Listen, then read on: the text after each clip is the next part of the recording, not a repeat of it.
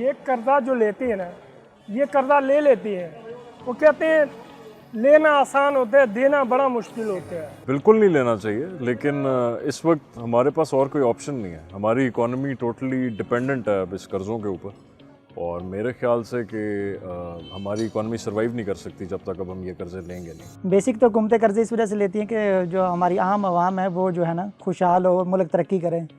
बहरहाल हमारे मुल्क में पिछले 70 सालों से कर्ज़े ले रहे हैं, बहरहाल कोई बेहतरी नज़र कोई नहीं आ रही है, ना ही आवाम पे पैसे लग रहे हैं, पता नहीं पैसे कहाँ पर जाते हैं, इस समझ से बालातर है। तो आइए अब हम अपने माहिरीन से उनकी राय मालूम करते हैं।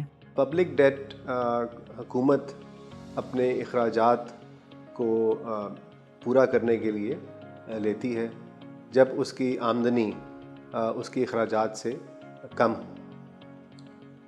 ये उस वक़्त उसकी ज़रूरत पेश आती है जब हुकूमत के अपने अखराजात, चाहे वो अपनी सैलरीज़ के लिए हों, तनख्वाहों के लिए हों, या हुकूमत को तरक्याती स्कीम्स के अंदर वसाइल की ज़रूरत हो, तो हुकूमत कर्ज़ा उठाती है।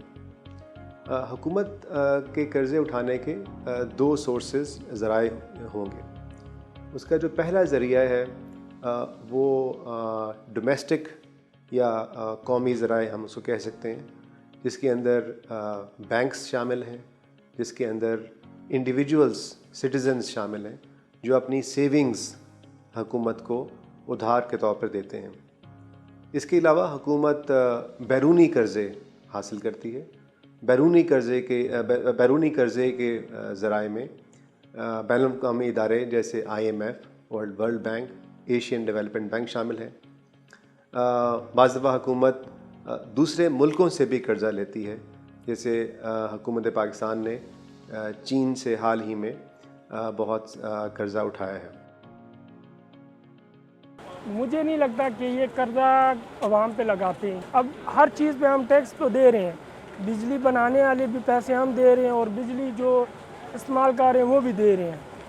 गैस अभी यकीन माने सुबह 12 बजे के टाइम रोटी पका के रख देते हैं घर वाले, रात के टाइम तकरीबन 6-7 बजे से रोटी खानी होती है, नॉर्मली 7-8 बजे, तो उस टाइम गैस होती नहीं है। ये पाकिस्तान की अवाम पे नहीं लगे, पाकिस्तान की अवाम के नाम पे आए हैं पैसे, लेकिन अवाम के ऊपर लगे नहीं है, क्योंकि जब पैसा कहीं लगता है वो नज़र आता है। जी बिल्कुल लगाया जाता है, बिकॉज़ जितने हम लोग मोस्टली ये इंफ्रास्ट्रक्चर देख रहे होते हैं, मोटरवेज़ हैं, रोड्स हैं, इरिगेशन का जितना स्ट्रक्चर हमारे यहाँ पे है, फ्लड या जितने नेचुरल डिज़ास्टर्स हैं उनको एड्रेस करने के लिए जो हम इंफ्रास्ट्रक्चर डेवलप करते हैं, ये सब इन्हीं लोन्स की मद में पैसा आ रहा होता है, जिसमें ये आगे हम पैसा लगाते हैं, गवर्नमेंट लगवाती है इसमें। नहीं, ऐसे तो कोई इस तरह की गवर्नमेंट की कोई पॉलिसी नहीं है जिसकी वजह से कि जो आम आदमी तक ये चीज़ पहुंच सके।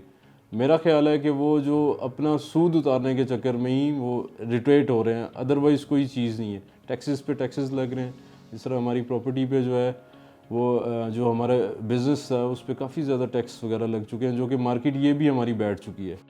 आम तौर पर ये समझा जाता है कि इन कर्ज़ों की अदायगी से हमारे इकनॉमिक मैनेजमेंट में, हमारी माशी इंतज़ाम में मुश्किलात पैदा होती हैं। लेकिन इससे जो बड़ा सवाल है वो ये कि हम कर्ज़े के हसूल के बाद उसका इस्तेमाल कैसे करते हैं। अगर हम कर्ज़े के इस्तेमाल या कर्ज़े के हसूल के बाद उससे हासिल होने वाले ज़राए को हम ऐसे स्कीम्स में या ऐसे प्रोजेक्ट्स में ख़र्च करें जहाँ से इनकम ना आ सके, तो वो यकीनन एक ऐसा कर्ज़ा होगा जो नॉन प्रोडक्टिव कहलाएगा। उससे हम हमारा जो माशी फ़ायदा है वो इतना हासिल नहीं हो सकेगा। इसके मुकाबले में अगर हम ऐसे प्रोजेक्ट्स के लिए कर्ज़ा लें जो कि हमारे इंफ्रास्ट्रक्चर को, जो हमारी जो तरक्की के जो बुनियादी जो ढांचा है उसको सपोर्ट कर सके, तो उससे हमें फ़ायदा हो सकता है। जैसे 1960 की दिहाई में पाकिस्तान ने तरबेला डैम के लिए कर्ज़ा वर्ल्ड बैंक से हासिल किया, जिसकी वजह से ना सिर्फ ये कि उसकी ज़राअत को बहुत ज़्यादा सपोर्ट मिली, बल्कि हम काफ़ी हद तक जो बिजली की पैदावार में खुद कफ़ील हुए। इसके मुकाबले में अगर हम कर्ज़ों को सिर्फ़ अपने जारी ख़राजात के लिए, अपने करंट एक्सपेंडिचर्स के लिए हासिल करें, जैसे अगर हुकूमत ایسے ادارے چلا رہی ہے جو لاس میکنگ انٹرپرائزز ہیں, سرکاری انتظام میں چلنے والے ادارے ہیں, پاکستان انٹرنیشنل ایئر لائنز, پاکستان اسٹیل مل اس کی کچھ مثالیں ہیں, تو ان قرضوں کا حصول کا معیشت کو کوئی فائدہ نہیں ہوتا, بلکہ اس سے ہمارے نقصان میں اضافہ ہوتا ہے. باہر سے اگر قرضہ لے کے آتے ہیں نا, پاکستان میں انویسٹ ہوتی ہے, تو وہی چیز جو ہے نا پاکستان میں پیسہ آئے تو چیزیں سستی ہو. اب چیزیں سستی ہونے کی جگہ یہ ہم نے خالی یہ پستہ ہے نا, پستہ پچھلے سال 900 روپے تھا, اس سال جو ہے نا 1400 روپے چلا گیا. بادام پچھلے سال 1300 تھا, اس سال 1600 چلا گیا. مہنگائی اتنی ہے, یہ تو خشک ڈرائی فروٹ ہے, اس کا تو کہہ سکتے ہیں مہنگا ہے. جو آٹا اور چینی یہ کون سی مہنگی ہے؟ معیشت پہ یہ فرق پڑتا ہے کہ ہم نے جتنا یہ لونز ہیں, ایک پرائس ہے ان کی جو ہم نے پے بیک کرنی ہے, یہ لونز ہیں ان پہ انٹرسٹ ریٹ ہوتا ہے, تو ہم نے وہ انٹرسٹ اس کے بعد پے بیک بھی کرنا ہے. جو ہمیں ظاہر سی بات ہے, ہماری انکم اگر 100 روپیہ, اب ود انٹرسٹ ہم نے وہی لون واپس کرنا ہے 120 روپیہ, تو ہماری جو اپنی انکم ہے ہم آج بھی 100 روپیہ ہی بنا رہے ہیں. تو جب ہم نے وہ واپس کرنا ہے, ہم مزید لونز لیتے ہیں ان لونز کو پے بیک کرنے کے لیے, تو معیشت پہ بوجھ پڑ رہا ہے. وہ روزمرہ کے ہمارے جو اخراجات ہیں وہ بڑھ رہے ہیں اس میں. ملک میں تو دیکھو بالکل یہی حال ہو رہا ہے کہ جو بڑا طبقے کے لوگ ہیں وہ اگر ڈیمیج ہوئے ہیں تو پھر obviously چھوٹا طبقہ بھی ڈیمیج ہوگا. یعنی کہ اگر کوئی بڑے بندے کا کام کروا رہے ہیں, کوئی بھی کام ہے, تو وہ چھوٹے بندے تک آ جائے گا کہ وہ کہے کہ ہم نے نہیں کروانا, ہمارا بھی یہ نظام چل رہا ہے. تو اس طرح میرا بھی خاندان بھی متاثر ہوا ہے, پورا ملک متاثر ہو رہا ہے. تو میں تو ابھی بتا رہا ہوں, باقی جو ایسے بندے نہیں بتا سکتے, لیکن متاثر ہر ایک ہو رہا ہے. اس کے علاوہ یہ دیکھنے کی ضرورت ہوتی ہے کہ ہم ہماری جو معیشت ہے, ظاہر ہے ہم معیشت میں جب ہم فسکل پالیسی کے ذریعے جب ہم ٹیکس کا نفاذ کرتے ہیں تو اس سے ہم ریونیو اخذ کرتے ہیں, اور اس ریونیو سے ہم کا ایک حصہ قرضوں کی ادائیگی میں خرچ ہوتا ہے. یہ دیکھنے کی ضرورت ہے کہ ہمارے بجٹ کا کتنے فیصد حصہ ہم ہر سال قرضوں کی ادائیگی میں خرچ کر دیتے ہیں. ماہرین کا یہ خیال ہے کہ اگر کسی بھی ملک میں بجٹ کا 30% تک حصہ قرضوں کی ادائیگی میں خرچ ہو تو یہ ایک سسٹینیبل اکانومی کی علامت سمجھا جائے گا. بدقسمتی سے پاکستان پچھلے کچھ سالوں سے جو قرضہ لینے کی رفتار میں اتنا اضافہ ہوا ہے کہ ہمارا جو بجٹ کا ایک بڑا حصہ اب قرضوں کی ادائیگی میں خرچ ہو رہا ہے, اور ہمارے جو موجودہ بجٹ ہے تقریباً 7 کھرب روپے کا بجٹ میں سے 3 کھرب روپیہ اس سال قرضوں کی ادائیگی کے لیے رکھا گیا ہے, جو تقریباً 41% بنتا ہے. اس کے علاوہ یہ دیکھا جائے کہ ہمارے جو قرضوں کی جو قرضوں اور قومی آمدنی کا جو ایک ریشو ہے جس کو debt to G D P ratio کہتے ہیں, وہ ایک بہت اہم اشاریہ ہے. پاکستان کے آئین میں ایک کلوز ہے جس کو ہم کہتے ہیں fiscal responsibility and debt limitation act. 2005 میں پارلیمنٹ نے یہ لاء پاس کیا تھا, اور اس قانون کی روشنی میں پاکستان کی ایک قرضہ لینے کی حکومت کی لمٹ متعین کی گئی تھی جو کہ قومی آمدنی کا 60% ہے. اس وقت ہم بدقسمتی سے یہ لمٹ ہم وائلیٹ کر چکے ہیں, اور اس وقت قومی آمدنی کا 87% حصہ ہماری قرضوں کے برابر ہو چکا ہے, جو یقیناً ایک تشویشناک امر ہے. ہمارے بڑے کہتے تھے کسی سے اگر تم بھوکے ہو نا 2 روپے کسی سے لینا نہیں, کیونکہ وہ آگے جا کے دینا بہت مشکل ہے. اپنی سوکھی روٹی کھا لو وہی بہت ہے. اب یہ قرضہ لیتے ہیں نا, اگر فرض کرو کروڑوں روپے لے لیتے ہیں, 5 کروڑ لیتے ہیں, یہ 5 کروڑ دینے کے وقت جو ہے نا دیتے نہیں ہے, وہ چھوڑ دیتے ہیں وہیں پہ. وہ 5 سال 10 سال گزر جاتے ہیں, حکومتیں چینج ہوتی ہیں, وہ قرضہ ڈبل ہوتا جائے گا.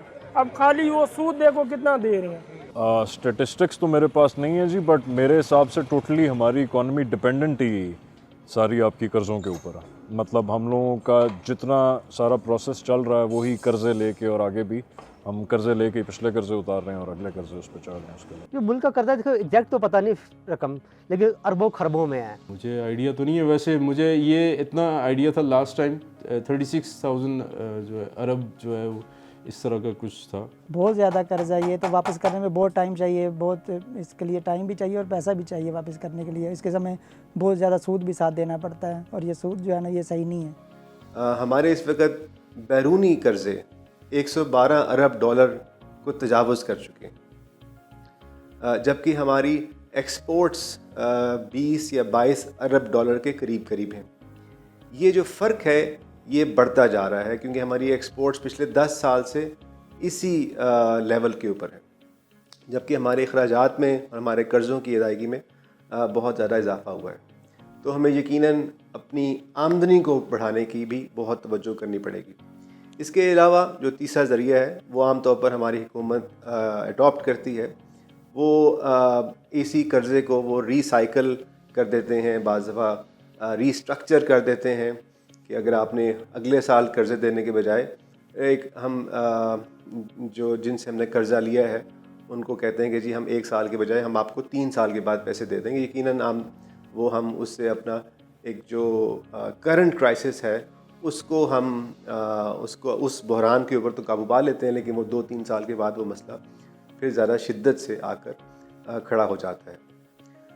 तो यकीनन जो कर्ज़ों का हुजम है और कर्ज़ों का जो तनासुब है हमारी आमदनी में और हमारे जो टैक्स से हासिल होने ज़राए में इस वक्त बहुत ज़्यादा है। इसका बराह रास्त असर हमारी माशी आज़ादी पर पड़ता है। इसका बराह रास्त असर हुकूमत की फ़ैसला साजी करने की सलाहियत पे पड़ता है। जैसे आपके इल्म में है, हमारे इल्म में है कि पाकिस्तान को एक दफ़ा फिर IMF के पास जाना पड़ा था 2018 में, अगरचे वो प्रोग्राम इस वक्त मुअत्तल है, लेकिन जब हम IMF के पास जाते हैं तो हमें उनकी शराइत को कबूल करना पड़ता है। उसमें से बहुत शराइत इस्लाहात पर मबनी होती हैं, लेकिन हमारी जो फ़ैसला साजी करने की सलाहियत पर यकीनन एक उससे असर पड़ता है। कर्ज़ों की अदायगी में और कर्ज़ों की बहस में एक बहुत बड़ा इंडिकेटर ये भी है कि किस हद तक जो हमारे कमर्शियल बैंक्स हैं, हमारे जो तिजारती इदारे हैं, उनके पास जो क्रेडिट हासिल है वो प्राइवेट सेक्टर को जा रहा है या हुकूमत को जा रहा है। इस लिहाज से भी हम देखें कि तकरीबन 70% जो हमारा जो कमर्शियल क्रेडिट है वो हुकूमत के पास जा रहा है, प्राइवेट सेक्टर के पास उसकी जो हिस्सा है वो कम है, जो यकीनन एक मईशत की तरक्की के लिए, प्राइवेट सेक्टर की ग्रोथ के लिए जो एक पॉजिटिव बात नहीं है और इसको बदलने की ज़रूरत है। ये सूद है, हम पे सूद चढ़ गया है। अवाम जो गरीब बंदा गरीब से गरीब तर होता जा रहा है, जो एक अमीर तरीन बंदा वो अमीर से अमीर तरीन होता जा रहा है। तो ये कि हमने तो निचले तबके को उठाना है कि निचला तबका किस हद तक नीचे जा चुका है, उसका तो कोई पुरसाने हाल ही नहीं है। जब टैक्सेस लगते हैं तो रेट्स ऊपर चले जाते हैं, आपके पेट्रोलियम का देख लें, और आम जो रूटीन की चीज़ें जो आम आदमी के लिए जो गवर्नमेंट प्रोवाइड नहीं कर पा रही, सब्सिडी जिसको हम उसमें कहते हैं, वो भी नहीं कर पा रहे, तो वो ये मुश्किलात बढ़ती जा रही हैं। अब ये सवाल पैदा होता है कि हम क्या एक डेट ट्रैप में फंस चुके हैं, क्या हम एक ऐसे घन चक्कर में फंस चुके हैं जहाँ पर हम कर्ज़ों की अदायगी के लिए मज़ीद कर्ज़े लेंगे, या हम इससे कभी निकल सकेंगे। इससे निकलना बिल्कुल मुमकिन है। उससे निकलने के लिए हमारे पास 2 या 3 हिकमत अमली हो सकती है। पहली जो ज़रूरी चीज़ है वो ये कि हुकूमत अपने ऐसे अखराजात को कंट्रोल करे जो कि या प्राइवेट सेक्टर जिनको रन कर सकता है या जिनको हम प्राइवेटाइज़ कर सकते हैं। जो हुकूमत के ज़ेर इंतज़ाम चलने वाले इदारों में एक अंदाज़े के मुताबिक अगर हम उनके नुकसानात का और लाइबिलिटीज़ को इकट्ठा करें तो पिछले साल उसका जो हुजम है वो 2 खरब रुपए के करीब बनता है। ये एक बहुत बड़ा बोझ है हुकूमत बल्कि कौमी ख़जाने के ऊपर। इसको कम किया जा सकता है और हम इसके नतीजे में अब अपनी آمدنی کا بہتر استعمال کر سکتے ہیں. اس کے ساتھ ہی ساتھ ہمیں اپنی آمدنی کے جو وسائل ہیں ان کو بڑھانے کی ضرورت ہے. مثلاً اب اس کا مطلب یہ نہیں کہ ہم مزید ٹیکس لگائیں، بلکہ ہم نان ٹیکس کے ذریعے ہم ایکسپورٹس کو بڑھا کر، اپنی برآمدات کو بڑھا کر ہم اپنی قومی آمدنی میں اضافہ کر سکتے ہیں.